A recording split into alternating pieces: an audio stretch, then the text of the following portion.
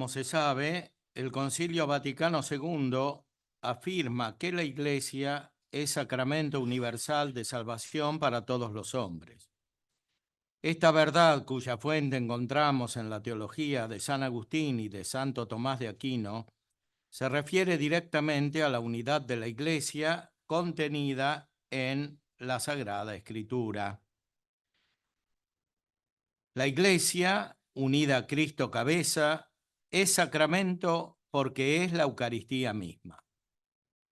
En este concilio encontramos la culminación de la vida de la Iglesia durante el siglo XX.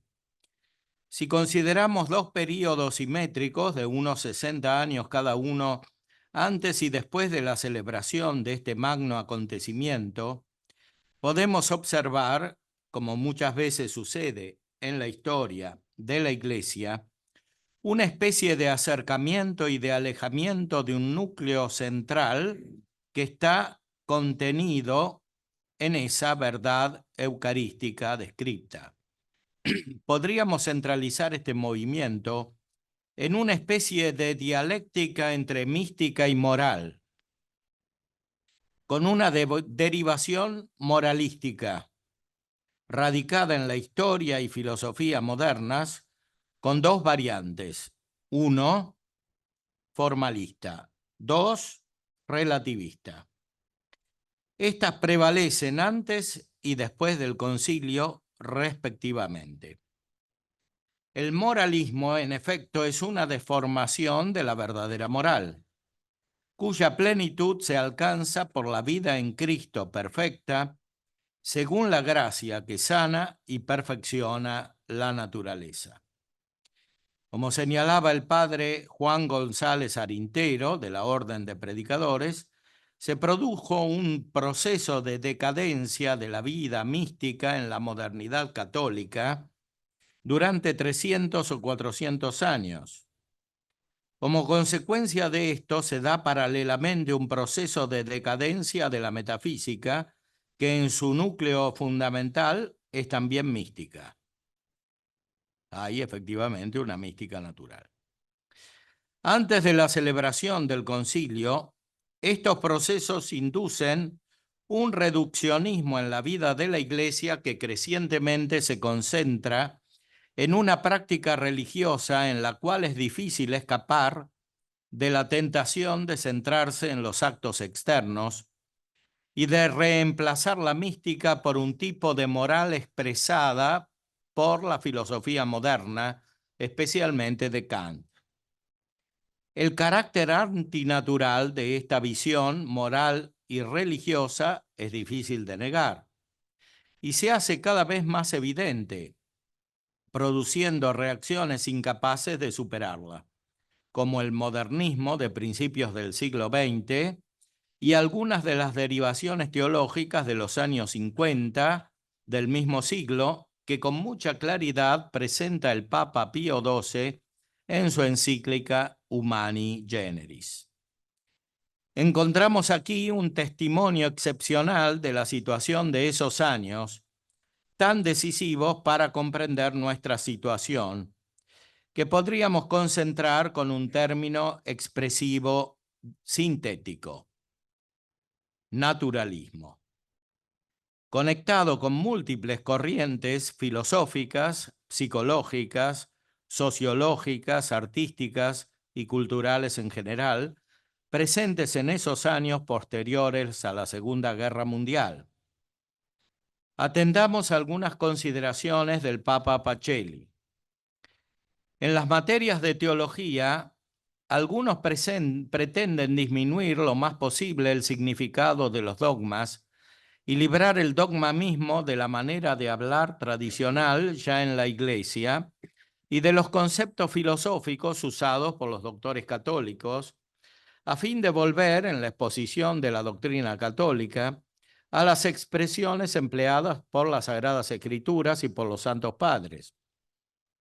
Así esperan que el dogma, despojado de los elementos que llaman extrínsecos a la revelación divina, se pueda coordinar fructuosamente con las opiniones dogmáticas de los que se hallan separados de la Iglesia, para que así se llegue poco a poco a la mutua asimilación entre el dogma católico y las opiniones de los disidentes. Reducida ya la doctrina católica a tales condiciones, creen que ya queda así allanado el camino por donde se pueda llegar, según exigen las necesidades modernas, a que el dogma pueda ser formulado con las categorías de la filosofía moderna, ya se trate del inmanentismo o del idealismo o del existencialismo, ya de cualquier otro sistema. Algunos más audaces afirman que esto se puede y aún debe hacerse porque los misterios de la fe, según ellos, nunca se pueden significar con conceptos completamente verdaderos, mas solo con conceptos aproximativos, así lo llaman ellos, y siempre mutables, por medio de los cuales de algún modo se manifiesta la verdad, sí, pero necesariamente también se desfigura. Por eso no creen absurdo, antes lo creen necesario del todo el que la teología, según los diversos sistemas filosóficos que en el decurso del tiempo le sirven de instrumento, vaya sustituyendo los antiguos conceptos por otros nuevos. De tal suerte que con fórmulas diversas y hasta cierto punto aún opuestas, equivalente, dicen ellos, expongan a la manera humana aquellas verdades divinas. Añaden que la historia de los dogmas consiste en exponer las variadas formas que sucesivamente ha tomado la verdad revelada según las diversas doctrinas y opiniones que a través de los siglos han ido apareciendo. He aquí el núcleo de lo que más tarde se denominaría progresismo, es decir, una sucesión no solo en la formulación exterior, sino en la sustancia misma de lo que se conoce teológicamente, expresada según diferentes categorías de la filosofía moderna. El texto de Pío XII manifiesta con claridad cómo, en una época de aparente solidez moral y religiosa, pero no exenta de moralismo, se va gestando un tipo de relativismo, primero filosófico y dogmático, y luego, como consecuencia de este, y sobre todo del formalismo moralista precedente, también moral, como podemos comprobar con evidente claridad en nuestros días. No solo fuera de la Iglesia, sino también dentro de la Iglesia. Sigue diciendo Humani Generis. Por lo dicho, es evidente que estas tendencias no solo conducen al llamado relativismo dogmático, sino que ya de hecho lo contienen. Pues el desprecio de la doctrina tradicional y de su terminología favorecen demasiado a ese relativismo y lo fomentan. Nadie ignora que los términos empleados así en la enseñanza de la teología como por el mismo magisterio de la Iglesia para expresar tales conceptos pueden ser perfeccionados y precisados. Y sabido es, además, que la Iglesia no siempre ha sido constante en el uso de aquellos mismos términos. También es cierto que la Iglesia no puede ligarse a un efímero sistema filosófico, pero las nociones y los términos que los doctores católicos, con general aprobación, han ido reuniendo durante varios siglos para llegar a obtener algún conocimiento del dogma, no se fundan sin duda en cimientos tan deleznables. Se fundan realmente en principios y nociones deducidas del verdadero conocimiento de las cosas creadas. Deducción realizada a la luz de la verdad revelada que por medio de la Iglesia iluminaba como una estrella la mente humana. Por eso no es de admirar que algunas de estas nociones hayan sido no solo empleadas, sino también aprobadas por los concilios ecuménicos, de tal suerte que no es lícito apartarse de ellas. Por ejemplo, la noción de persona. Algunos quieren superar la noción de persona. No se puede superar la noción de persona y tampoco la palabra persona, porque el hecho de que no aparezca en la Sagrada Escritura no quiere decir que no corresponda a la verdad de las cosas, que está contenida fundamentalmente en la revelación. Algunos sostienen que estas expresiones y otras semejantes del magisterio posterior significan, esto se lo aplican sobre todo a Fides et Ratio, es decir, manipulan el texto para hacerle decir a Juan Pablo II que hoy es lícito utilizar otro tipo de filosofía que no son la filosofía tradicional y la filosofía escolástica, etc. Es decir, es lo mismo que decía antes el Papa Pío XII, cuando este fenómeno se comenzaba a gestar. Esto no viene del Concilio Vaticano II, es muy anterior.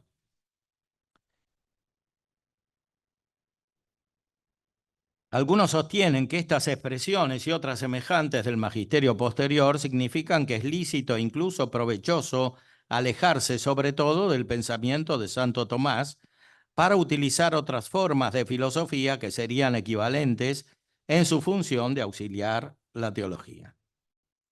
Está claro, sin embargo, que se refieren a la expresión externa, estas manifestaciones del magisterio, y no a los verdaderos hábitos sapienciales y científicos, que son espirituales y trascienden las palabras, que el magisterio de la Iglesia reconoce eminentemente expresados en el verdadero tomismo. Por eso Pío XII continúa la línea de León XIII, el cual dice,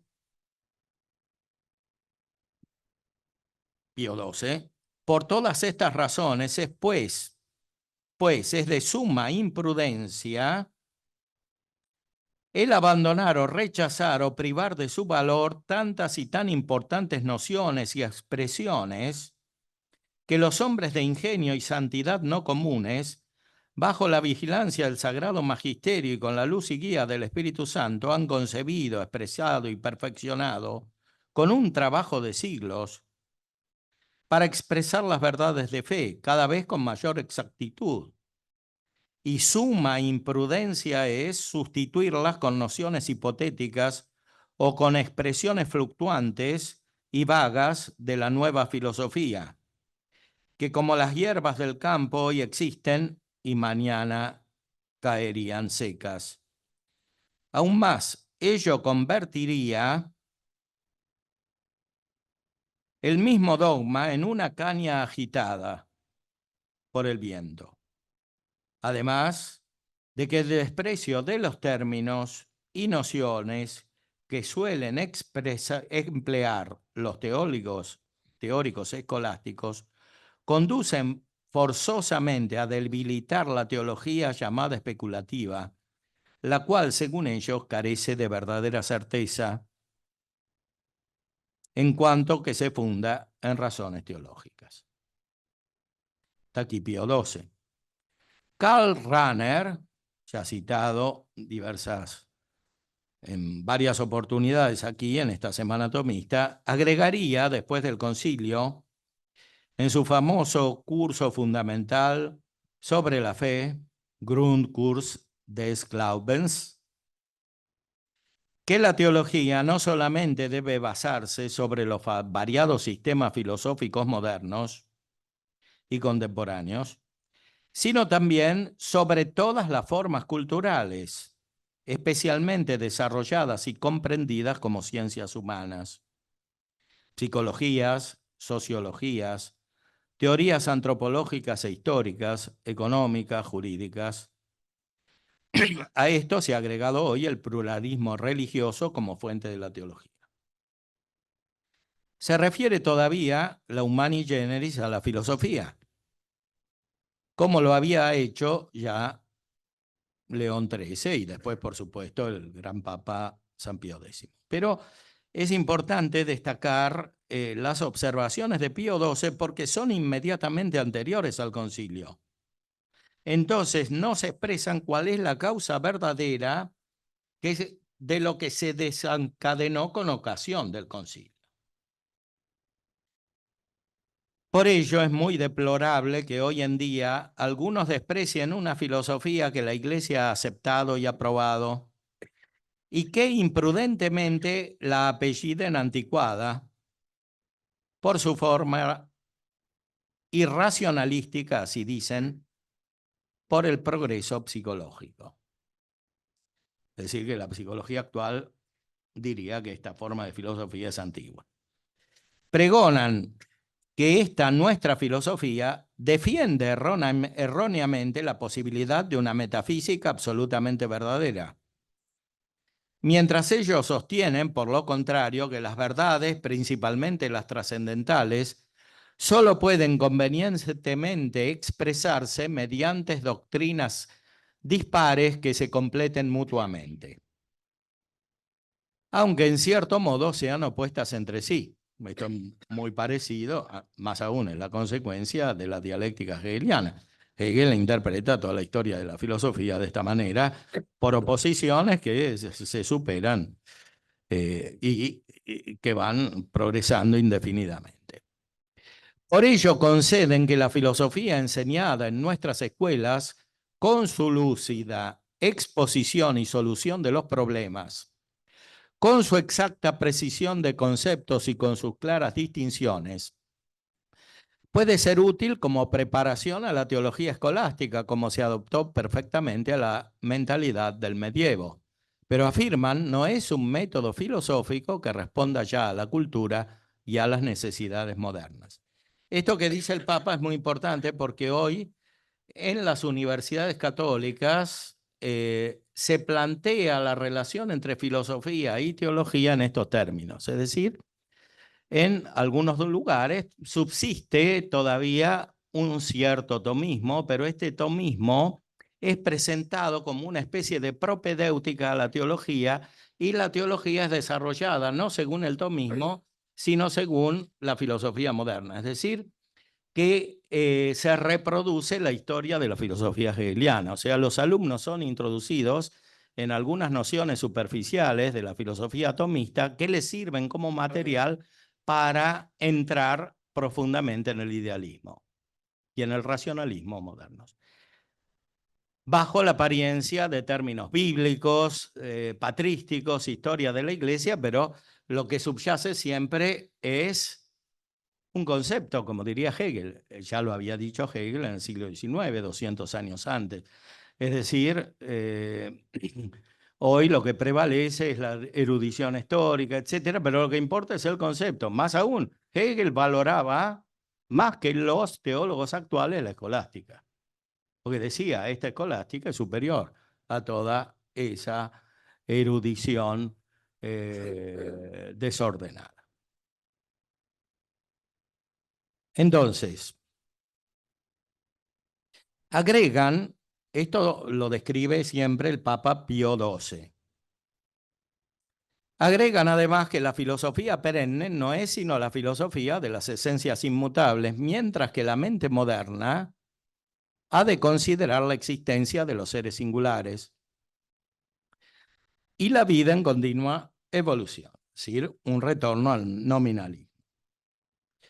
Y mientras desprecian esta filosofía, ensalzan otras, antiguas o modernas, orientales o occidentales, de tal modo que parecen insinuar que cualquier filosofía o doctrina opinable, añadiéndole, si fuere menester, algunas correcciones o complementos, puede conciliarse con el dogma católico. Bueno, esto es lo que piensan la gran mayoría de los estudiantes de teología en el mundo hoy. Esta es una de las razones por las cuales no quieren estudiar filosofía. ¿Por qué? La noción de filosofía que tienen es esta. O sea, un desorden caótico de doctrinas que finalmente no responden a su aspiración fundamental, que siempre es religiosa, por eso van a estudiar teología. Pero ningún católico puede dudar de cuán falso sea todo esto, principalmente cuando se trata de sistemas como el inmanentismo, el idealismo, el materialismo, ya sea histórico, ya dialéctico, o también el existencialismo. Tanto si defiende el ateísmo como si impugna el valor del raciocinio en el campo de la metafísica. A veces en formas que parecen inofensivos, por ejemplo, en esos años, ¿no? La ontología personalista, etc. Louis Labelle, ¿eh? Personajes católicos e incluso a veces sacerdotes. A esto debería agregarse la fenomenología y las diversas formas de hermenéutica que no se habían introducido en la cultura católica como sucedió después, y estas formas llegaron a ser prevalecientes. La claridad teológica y filosófica que prevalecía en la Iglesia durante muchos siglos estaba basada sobre dos factores fundamentales: la teología mística y la metafísica. Es esta claridad producida por la fe y auxiliadora la que intentó recuperar con gran éxito el Papa León XIII con su encíclica Eterni Patris sobre la función de la filosofía atomista en el contexto de la vida eclesial y cultural contemporánea. En este sentido, afirmaremos que el Concilio Vaticano II es la culminación de la gran obra de renovación espiritual e intelectual de la Iglesia iniciada con el retorno a Santo Tomás de Aquino, como había propuesto este gran Papa. El problema es que el concilio se superpuso con el proceso iniciado antes que describía Pío XII y que terminó en cierta manera prevaleciendo, aunque siempre en una relación dialéctica entre lo que enseña el verdadero Concilio Vaticano II como intérprete continuador de la tradición y este proceso de transformación filosófica.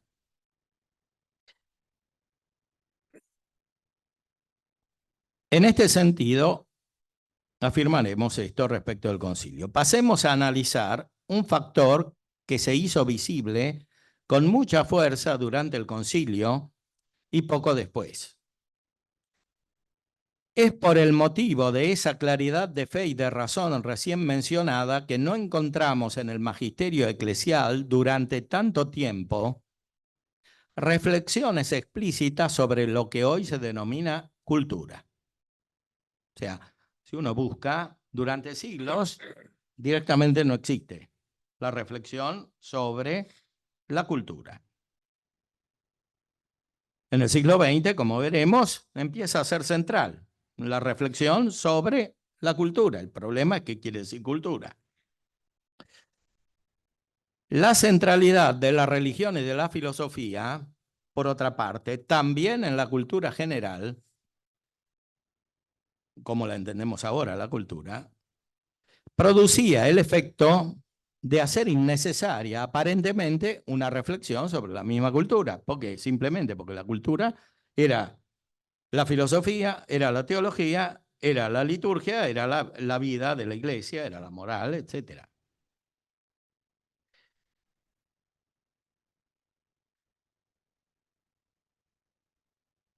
A finales del siglo XIX y principios del siglo XX, en el ámbito de reflexión profana, el panorama cambia grandemente.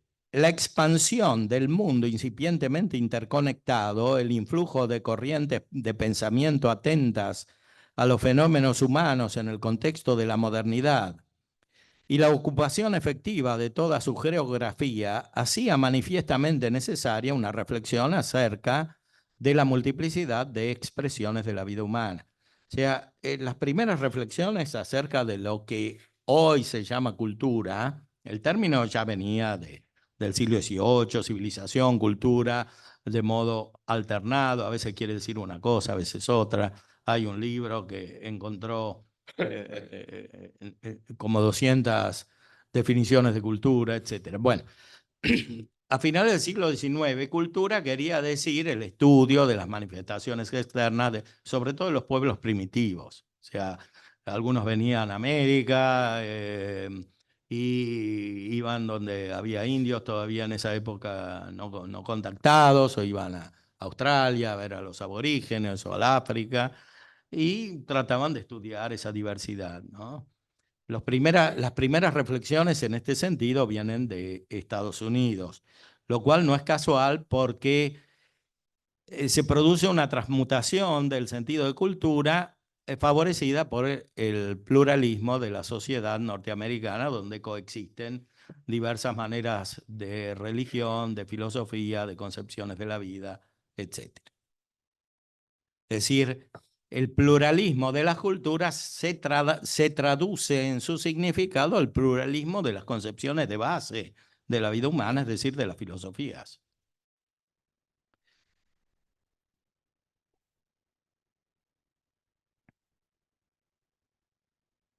Es así como se llega a una filosofía de la cultura y a una antropología cultural. Esta filosofía aparece en general en un contexto en el cual se tiende a cancelar de la vida social, por múltiples razones derivadas inmediatamente de la filosofía moderna, el carácter místico de la existencia, la fe y la metafísica, reemplazándolo por una reflexión racional sobre las relaciones e interconexión de las diversas formas culturales. El Papa León XIII en Eterni Patris describía de esta manera la situación al iniciar el periodo histórico que nos ocupa. Ahora, por la gravedad del asunto y la condición de los tiempos, nos vemos compelidos por segunda vez a tratar con vosotros de establecer para los estudios filosóficos un método que no solo corresponda perfectamente al bien de la fe, sino que esté conforme con la misma dignidad de las ciencias sagradas, de las ciencias humanas. Si alguno fija la consideración en la acervidad de nuestros tiempos y abraza con el pensamiento la condición de las cosas que pública y privadamente se ejecutan, descubrirá sin duda la causa fecunda de los males, tanto de aquellos que hoy nos oprimen como de los que tememos, y que consisten en que los perversos principios sobre las cosas divinas y humanas emanados hace tiempo de las escuelas de los filósofos se han introducido en todos los órdenes de la sociedad, recibidos por el común sufragio de muchos. Siendo pues natural al hombre el que en el obrar tenga a la razón por guía, si en algo falta la inteligencia, fácilmente cae también en lo mismo la voluntad. Esto es capital, o sea, aquí hacemos muchas reflexiones sobre los problemas modernos, pero el centro está aquí. O sea, las ideas, el conocimiento. El conocimiento filosófico que cuando no corresponde a la realidad, interfiere negativamente en la teología, la confunde y hasta la pervierte. Entonces, si no se llega a este nivel, no hay solución para la multiplicidad de problemas que crece constantemente.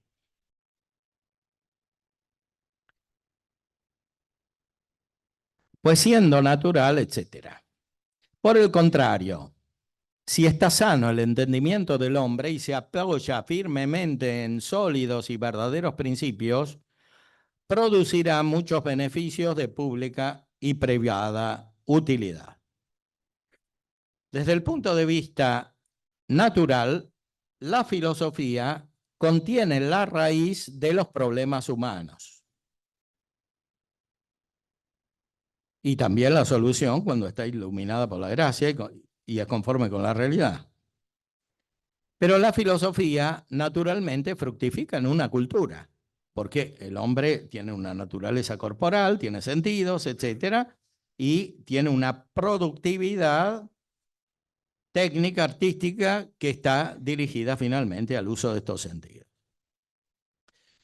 El Concilio Vaticano II es el primer gran texto magisterial que reflexiona explícitamente sobre la cultura, muy especialmente en la Constitución Pastoral Gaudium et Spes, que tiene numerosas páginas sobre el tema. A su vez, el Concilio Vaticano II es un evento histórico que lleva a su cumplimiento máximo la reflexión sobre la cultura cristiana a partir del extraordinario desarrollo de la teología y de la filosofía del siglo III en Europa, en el que ocupa un lugar central Santo Tomás de Aquino. Europa, que es también América, porque somos la continuación de Europa. Si consideramos el periodo de los 60 años que hemos dicho, podemos encontrar los frutos de la labor del Papa León XIII, que con profético ingenio en su encíclica sobre Santo Tomás de Aquino individualizó el remedio para los males múltiples provocados por tantas corrientes de la filosofía moderna que derivaron en el moralismo indicado. Es decir, estas corrientes de filosofía se sintetizan en la actitud kantiana moralista del imperativo categórico, aunque no siempre explícitamente sean kantianas. Y la mentalidad cristiana, protestante, pero también católica, tiende a reformular este moralismo que de una manera esquemática ha propuesto Kant.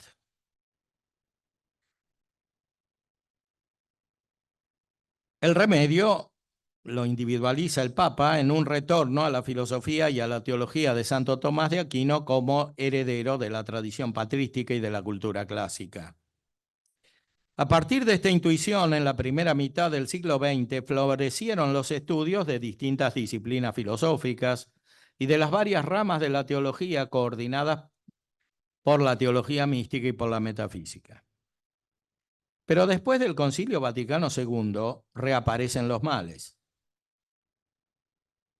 no curados suficientemente. Es como uno que está enfermo, se cura aparentemente y después rebrota la enfermedad.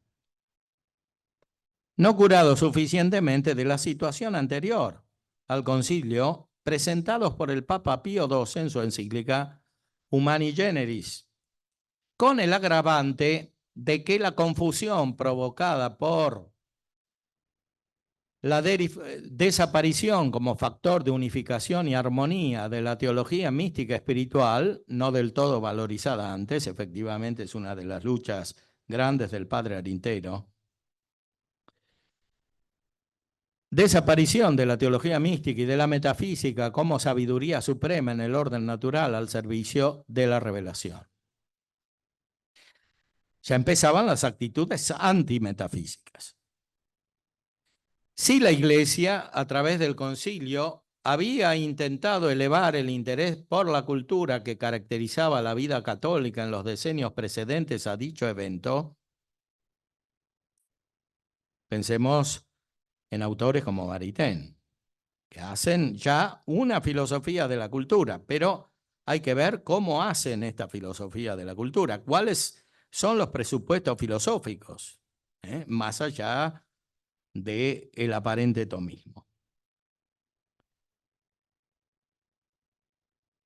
Y lo mismo debe decirse de su contemporáneo Karl Rahner, ya citado, que es un gran teórico de la cultura, pero en este sentido.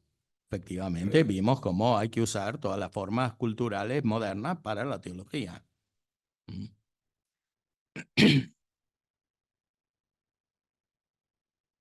Si la Iglesia, entonces, había intentado elevar el interés por la cultura que caracterizaba la vida católica en los decenios precedentes a dicho evento, este interés, en parte, resultó contraproducente.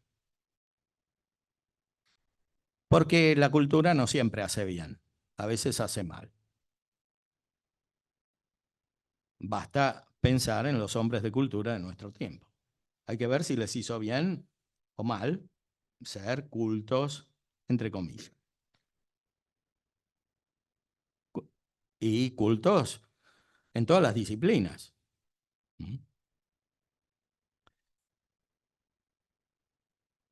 Entonces,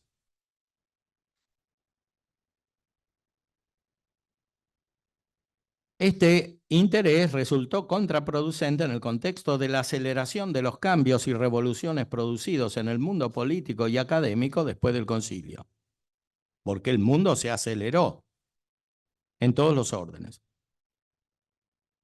cultural, político, económico, etc.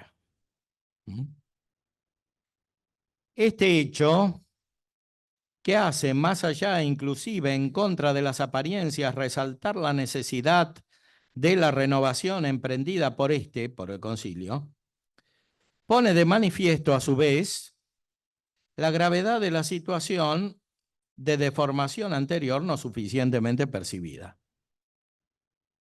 Recordemos factores como la revolución sexual de raíz freudiana, el comunismo y la mentalidad de izquierda, el acceso amplio a la instrucción de cariz enciclopédico e iluminista en los distintos niveles del sistema educativo, la intensificación del uso de los medios de comunicación modernos, el crecimiento económico vertiginoso y el nuevo bienestar de amplias franjas de población junto con diferencias sociales percibidas de modo nuevo, que siempre existieron pero se percibieron de otra manera. El interés por la vida mundana, producido con ocasión del abandono de una vida religiosa, que en grandes masas de población era evidentemente superficial, y sigue siéndolo, justamente por la ausencia de ese factor místico que en el Concilio Vaticano II aparece como el elemento clave de la restauración auténtica y del perfeccionamiento de la vida católica en el mundo moderno para llevarlo a Cristo, como habían preconizado los papas anteriores en su magisterio, desarrollado por el texto conciliar. Atendamos al texto de Gaudium et Spes sobre el sano fomento del progreso cultural. Dice: es propio de la persona humana el no llegar a un nivel verdadera y plenamente humano si no es mediante la cultura. Es decir, cultivando los bienes y valores naturales. Siempre, pues, que se trata de la vida humana, naturaleza y cultura se hallan unidas estrechísimamente. Con la palabra cultura se indica, en sentido general, todo aquello con lo que el hombre afina y desarrolla sus innumerables cualidades espirituales y corporales. Procura someter el mismo orbe terrestre con su conocimiento y trabajo. Hace más humana la vida social, tanto en la familia como en toda la sociedad civil, mediante el progreso de las costumbres e instituciones. Finalmente, a través del tiempo, expresa, comunica y conserva con sus grandes experiencias espirituales y aspiraciones para que sirvan de progreso a muchos e incluso a todo el género humano. Fíjense el carácter arquitectónico del texto. Paulatinamente se pasa a un pluralismo cultural, incluso en los textos del magisterio, en el cual desaparece la cultura. Aquí está la cultura. La cultura es primero la teología, después la metafísica y después las ciencias que derivan, como la moral individual y social. Y eso naturalmente requiere un progreso porque la realidad humana cambia. Pero hay un fundamento que no cambia. Si uno reemplaza esta filosofía, que está aquí en el texto del concilio, que es la filosofía tomista, con otras de la filosofía moderna, el texto empieza a decir otra cosa. Finalmente, a través del tiempo, expresa, comunica y conserva, etc. De aquí se sigue que la cultura humana presenta necesariamente un aspecto histórico y social y que la palabra cultura asume con frecuencia un sentido sociológico y etnológico. Efectivamente, así se difundió el uso de la palabra cultura en el siglo XX.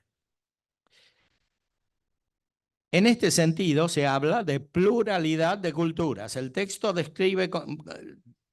discierne con mucha precisión cultura y culturas. Evidentemente, en la vida humana hay muchas culturas porque es corporal la vida humana y tiene manifestaciones externas diferentes, que incluso llegan al ámbito religioso. Pero eso no quiere decir que no haya una religión verdadera que no cambia. Puede haber manifestaciones externas que cambian de la religión. Estilos de vida común y diversos y escala de valor diferentes encuentran su origen en la distinta manera de servirse de las cosas, de trabajar, de expresarse, de practicar la religión, de comportarse, de establecer leyes e instituciones jurídicas, de desarrollar las ciencias y las artes y de cultivar la belleza. ¿Qué pasa si uno a este texto le quita la filosofía perenne, como la designa la Iglesia, y le pone otra filosofía? Cambia todo. ¿Qué es lo que pasó? El texto distingue con claridad cultura y culturas de una manera que no sin consecuencias va desapareciendo en la teología y en el mismo magisterio de la Iglesia posterior. En muchas producciones de la teología moderna sería impensable hablar de la cultura. Son siempre las culturas.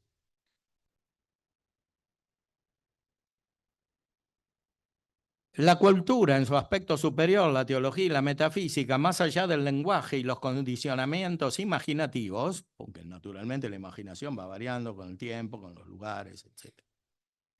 Es una sola, la cultura, en su fundamento último. Esta cultura tiene su consecuencia inmediata en el culto. Efectivamente, la palabra cultura viene de culto. En la Vulgata aparece la palabra cultura más bien con sentido negativo, cultura daemonum, la cultura de los demonios, es decir, rendir culto a los demonios. Poco a poco se purifica el sentido de cultura y empieza a tener un significado religioso. Consecuencia inmediata en el culto, cultura en el sentido humano principal como expresión de la única y definitiva religión verdadera. El Concilio in Dignitatis Humanae habla de la religión verdadera, que es obligatorio buscar, porque hay un apetito natural para buscar la verdad. Y esta religión verdadera funda obligaciones no solo respecto del individuo, sino respecto del Estado, dice Dignitatis Humanae. O sea, el Estado, en proporción a la situación real de la configuración de una sociedad, en la medida en que conoce los deberes respecto de la verdadera religión, debe ejecutarlos. Cuando desaparece el centro místico y metafísico de las culturas, estas y su conjunto degeneran en lo que explícitamente se autodenominó relativismo cultural. Efectivamente, estos autores de matriz anglosajona no tienen ninguna vergüenza de hablar de relativismo cultural. Pero con este relativismo cultural no entienden simplemente la forma de hacer vasijas o de cubrirse con plumas o cosas así, sino las filosofías, los fundamentos de la vida humana en las sociedades autoconsideradas superiores. Este relativismo continúa en una simbiosis con el pluralismo de concepciones filosóficas y humanistas contemporáneos y reingresa en la teología contemporánea e incluso en la praxis pastoral derivada de ella bajo la forma de un nuevo moralismo. Hoy somos más moralistas que antes. Esta vez ya no es un moralismo formalista en el estilo de las categorías kantianas o del imperativo, sino también ahora profunda e insalablemente relativista, a tal punto que se vuelve inútil y nocivo el recurso al conjunto de la situación cultural sobre este establecida con el objeto de establecer un diálogo en el orden filosófico y religioso. El pasaje al relativismo en la teología es rápido. Consiste en la identificación de la pluralidad de corrientes filosóficas modernas y contemporáneas, cada vez más alejadas de su información superior teológica y de la metafísica, con formas de cultura legítimas y aceptables que pueden y deben convivir armónicamente, sin refutaciones ni impugnaciones de errores, con las formas de filosofía perenne. Es otra manera del relativismo. O sea, pongamos a Santo Tomás en el medio de todo este conjunto, incluido el tomismo, entonces, consideradas solamente como fenómenos históricos. O sea, está bien para el siglo XIII y algunos que quieren seguirlo también pueden estar en el siglo XIII, aunque estén en el XX o en el XXI.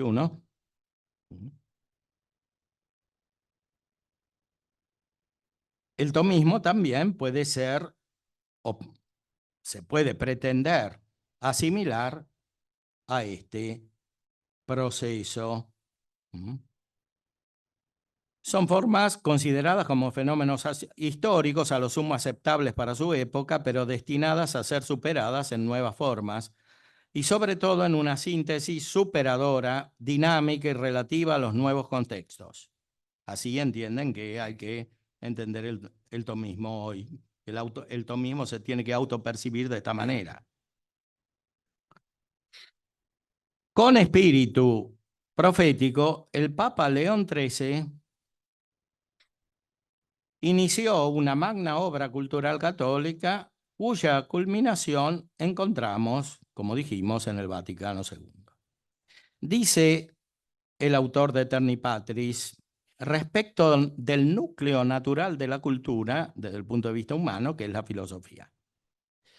Enseguida los doctores de la Edad Media, llamados escolásticos, acometieron una obra magna, a saber, reunir diligentemente las fecundas y abundantes mieses de doctrina refundidas en las voluminosas obras de los santos padres y reunidas, colocarlas en un solo lugar para uso y comodidad de los venideros.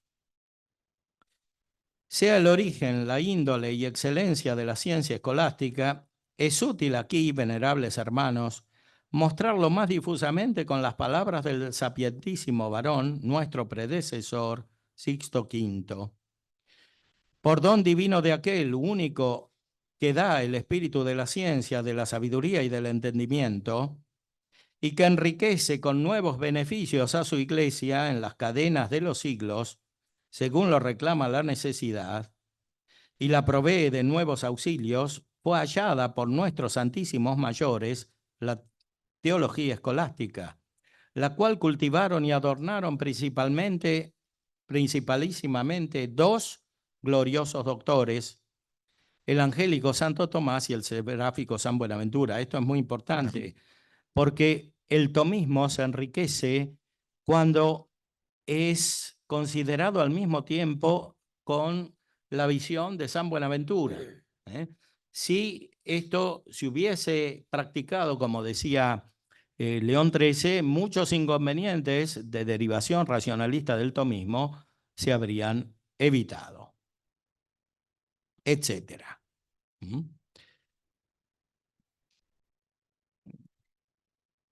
Y en verdad, el conocimiento y ejercicio de esta saludable ciencia que fluye de las abundantísimas fuentes de las divinas letras, sumos pontífices, santos padres y concilios, pudo siempre proporcionar grande auxilio a la Iglesia ya para entender e interpretar verdadera y sanamente las divinas escrituras, ya para leer y explicar más segura y útilmente los padres, ya para descubrir y rebatir los varios errores y herejías. Pero en estos últimos días, en que llegaron ya los tiempos peligrosos descritos por el apóstol, y hombres blasfemos, soberbios, seductores, crecen en maldad, errando e induciendo a otros a error, es en verdad sumamente necesaria para confirmar los dogmas de la fe católica y para refutar las herejías. Y el Papa insiste enseguida acerca de la importancia de la filosofía contenida en la teología y en la tradición. Palabras honestas que, aunque parezcan abrazar solamente la teología escolástica, está claro que deben entenderse también de la filosofía y sus alabanzas. Pues las preclaras dotes que hacen tan temible a los enemigos de la verdad, la teología escolástica, como dice el mismo pontífice, aquella oportuna y enlazada coherencia de causas y de cosas entre sí, aquel orden y aquella disposición como la formación de los soldados en batalla. Esto es un gran don del tomismo argentino. O sea, reproducir este orden, formación de los soldados en batalla, porque la Sagrada Escritura nos induce a este combate espiritual e intelectual, que no hay que traducir simplemente superficialmente en un combate externo. Es efectivamente un combate espiritual.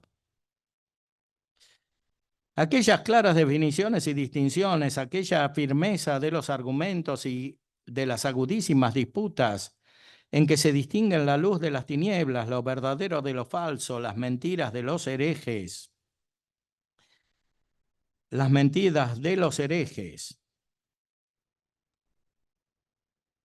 etcétera, en muchas apariencias y falacias que como si se les quitase el vestido aparecen manifiestas y desnudas. Estas exceltas y admirables dotes, decimos, se derivan únicamente del recto uso de aquella filosofía que los maestros escolásticos de propósito y con sabio consejo acostumbraron a usar frecuentemente, aún en las disputas filosóficas, etc. Enseguida el Papa indica, como lo harían solemnemente sus sucesores y como reafirma el Concilio Vaticano II, el papel de guía principal que posee la filosofía de la Quinate. No leo el texto. No se trata simplemente de una filosofía útil en el contexto del racionalismo, idealismo, positivismo y materialismo del siglo XIX. No es que el Papa dice esto porque estaba en el siglo XIX.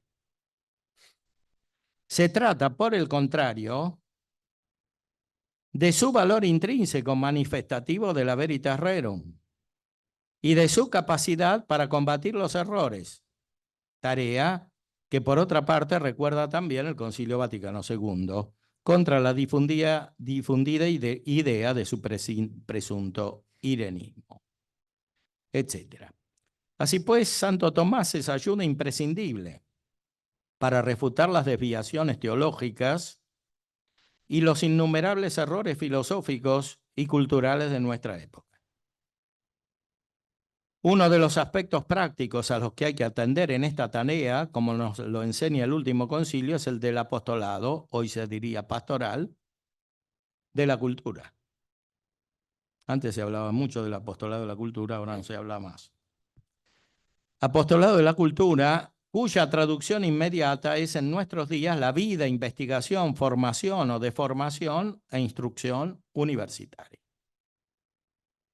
Decía Monseñor Giuseppe Canovai, un gran profesor en los cursos de cultura católica y antecedente, por tanto, de la Sociedad Tomista y de la Universidad Católica Argentina.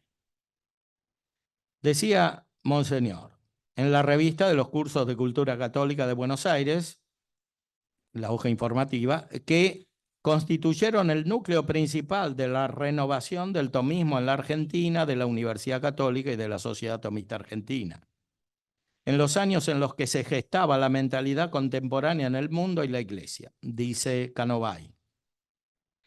Cada año, gran número de jóvenes pierden en las aulas de la universidad la fe.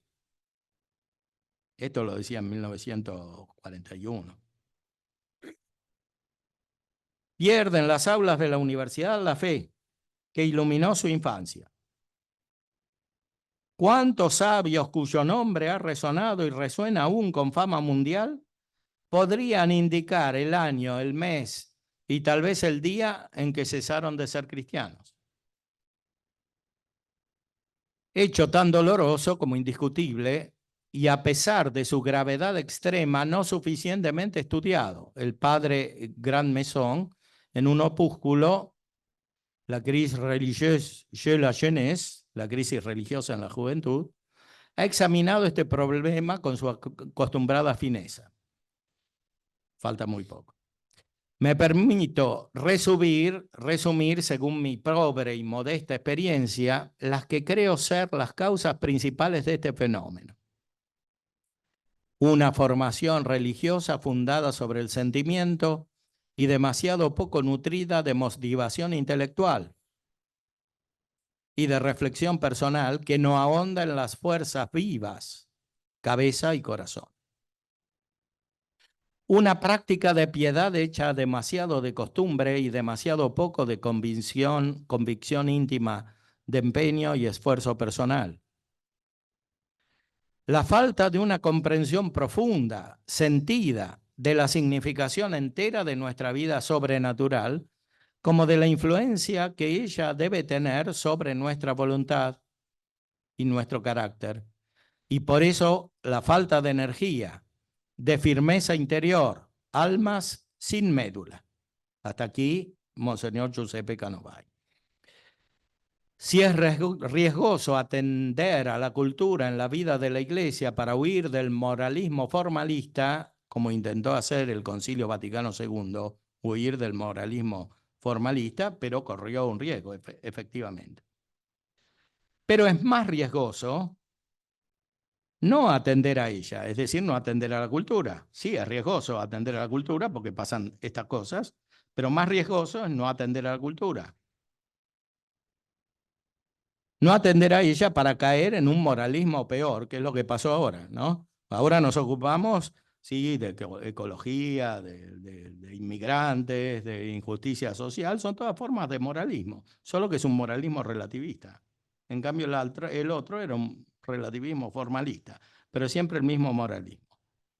¿Por qué? Porque falta el núcleo, falta la metafísica y falta la mística. Es lo que observamos en nuestros días después de un abandono práctico creciente de la actividad intelectual y cultural en la Iglesia. Para concentrar las pocas fuerzas, sin visión estratégica, en nuevas cuestiones morales cuya consideración se desconecta de la mística, de la metafísica y de la filosofía entera, considerada como secundaria e incluso imprescindible. La filosofía se la dejan para los que están fuera de la Iglesia. En este sentido, está claro que la tradición de nuestra sociedad tomista argentina nos hace responsables de una misión fundamental para la vida de la Iglesia. No solamente en sentido local, sino crecientemente de manera universal. Bueno, esta semana es una muestra. Atendiendo a las nuevas circunstancias de nuestra realidad contemporánea. Terminamos con el mensaje del padre Giovanni Cavalcoli de la Orden de Predicadores, que fue uno de nuestros primeros insignes conferenciantes. La conferencia en italiano, muy profunda, que dio el padre Cavalcoli. Cuando recibió el programa de esta semana tomista, contestó con el siguiente mensaje. Querido y reverendo Andereggen, he recibido el programa del Congreso y se lo agradezco. Quiero expresar mi gran complacencia por este evento histórico de la vida eclesial que da particularmente honor a la Argentina, la patria del Santo Padre. Mi auspicio es que este acontecimiento extraordinario pueda dar un renovado impulso a la fidelidad al pensamiento del Aquinate, recientemente recomendado por el Sumo Pontífice. Oraré para que el Señor os conceda un gran éxito. Un querido saludo, Padre Giovanni Cavalcoli.